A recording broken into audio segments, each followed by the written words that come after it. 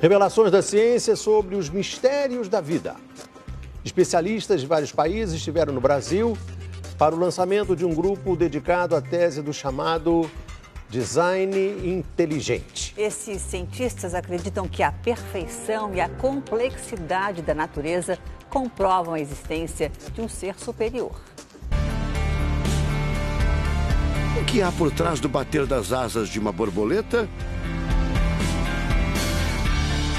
Ou das cores vibrantes das penas dos pássaros? O que há em comum entre a concha do mar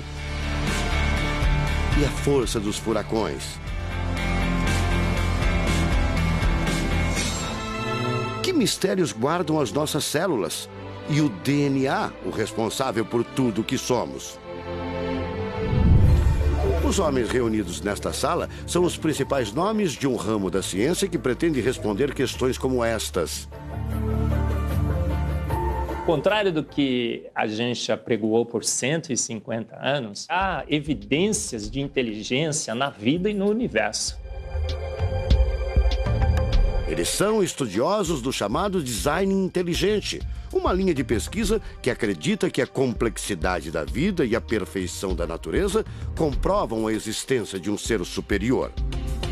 A vida foi feita pronta, o universo foi feito pronto, planejados por um ser extremamente inteligente, com design, com arte, com perfeição.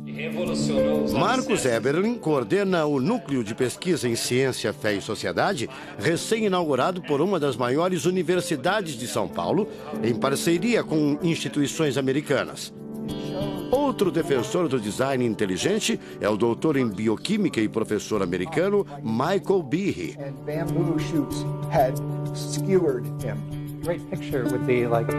Brian Miller é doutor em física. Ele coordena as pesquisas da Universidade de Duke, nos Estados Unidos. Seria um super engenheiro, um super arquiteto?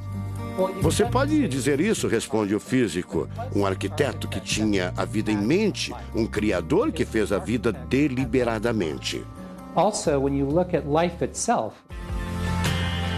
Não é de hoje que os cientistas procuram pistas deste arquiteto da vida. Galileu Galilei, o célebre físico e astrônomo italiano, disse há mais de 400 anos que a matemática é o alfabeto com o qual Deus escreveu o universo. A matemática se dedica a provar que tudo no universo segue uma lógica. Mas foi ainda antes, na Idade Média, que outro italiano, Leonardo Fibonacci, decifrou parte deste alfabeto. Ele descobriu um padrão numérico que se repete em quase tudo na natureza. Em homenagem a ele, o padrão passou a ser conhecido como sequência de Fibonacci, uma sequência lógica de números que pode ser expressa em formas geométricas.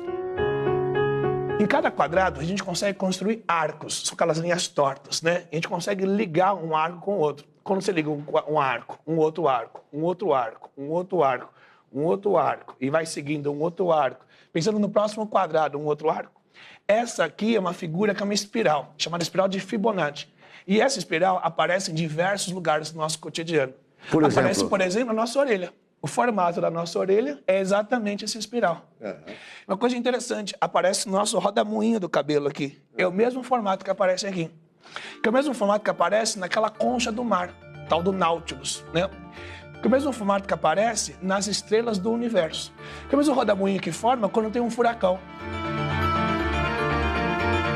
A sequência de Fibonacci foi encontrada também nas ondas do mar, nas pétalas das rosas, na distribuição das sementes do girassol e até nos hexágonos da casca do abacaxi.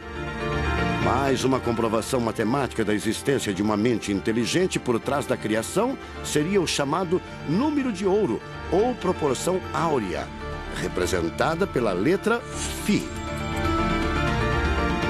O número de ouro, também representado pelos dígitos 1,618, está presente na construção de uma das obras mais importantes da antiguidade, o Partenon.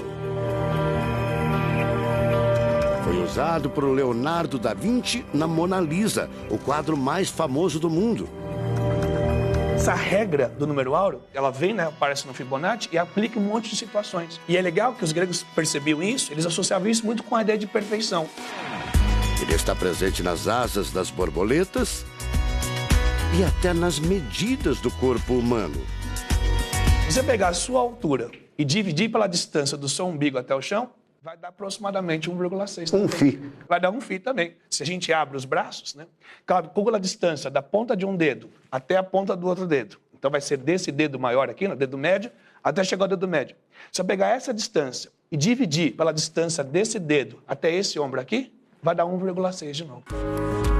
De tudo na natureza, o que mais impressiona os cientistas são as células, a chamada unidade básica da vida. São as menores partes que compõem os seres vivos, vegetais ou animais. O corpo humano é formado por cerca de 100 trilhões de células que dão origem a tecidos e órgãos. We cannot be accidentally caused. Life is not an accident. O americano Douglas Axie estuda biologia molecular há mais de 25 anos. Ele garante: não existe a mínima possibilidade de a vida ser um acidente, um acaso da evolução do planeta. Para ele, as células são complexas demais e só podem ter sido criadas de propósito por um ser inteligente. Literally machines that are made out of molecules. Dr. Michael Behe concorda. Ele compara a célula a uma fábrica repleta de máquinas e veículos. Ela produz e troca com as células vizinhas os elementos fundamentais à vida. Tudo coordenado por uma espécie de computador central, o chamado DNA. Você já deve ter ouvido falar dele. O DNA é um conjunto de informações genéticas que definem as características dos seres vivos.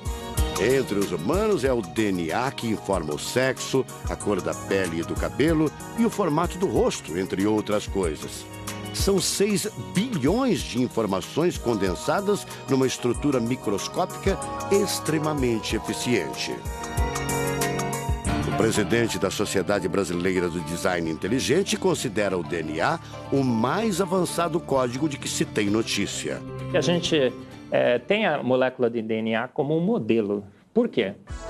Porque quando a gente descobriu essa molécula, a gente viu que é uma molécula fantástica, maravilhosa. E ali evidências e mais evidências de que uma mente inteligente projetou a vida. Porque é o software da vida. E esse software tem o quê? Tem ali um código. E a gente sabe que códigos emanam de mentes inteligentes. Nos Estados Unidos, um grupo de pesquisadores afirma ter identificado uma sequência de números que sempre se repete no DNA humano. Seria uma espécie de assinatura de Deus, segundo o engenheiro da computação Greg Braden. So now we have a definition. Ao considerar a carga dos elementos químicos do DNA, os pesquisadores teriam identificado o seguinte padrão numérico: 10, 5, 6, 5. Eles então passaram a tentar decifrar esse código e tiveram a ideia de substituir os números por letras hebraicas. Em hebraico, a língua oficial de Israel e que aparece na Bíblia, os números são representados por letras, como explica essa professora israelense. A escrita hebraica é muito antiga.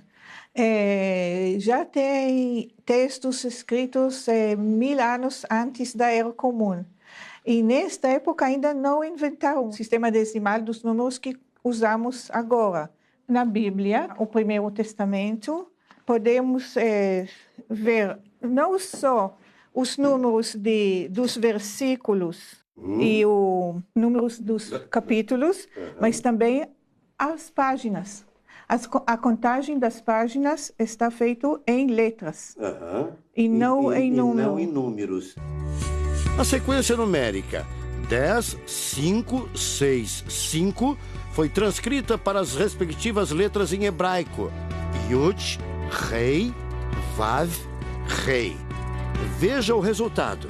A sequência corresponde à palavra Javé, ou Deus, em hebraico. Apesar de todo o avanço da medicina, cerca de 90% das informações genéticas ainda são um mistério. professor Eberlin diz que as descobertas científicas trazem implicações sérias para toda a humanidade, mas cada vez mais reforçam os argumentos de quem acredita no design inteligente, a assinatura de uma força superior. A gente vai ter que entregar essa informação para a filosofia e para a teologia. E a gente agora, como bons filósofos e teólogos que todos somos, a gente vai colocar a nossa filosofia e nossa teologia em cima desse dado científico e optar pela melhor opção. Eu, óbvio, acho que a melhor opção é Deus. Como gente, a gente tem esse direito, né, de especular em cima da descoberta científica de que uma mente inteligente orquestrou o universo e a vida.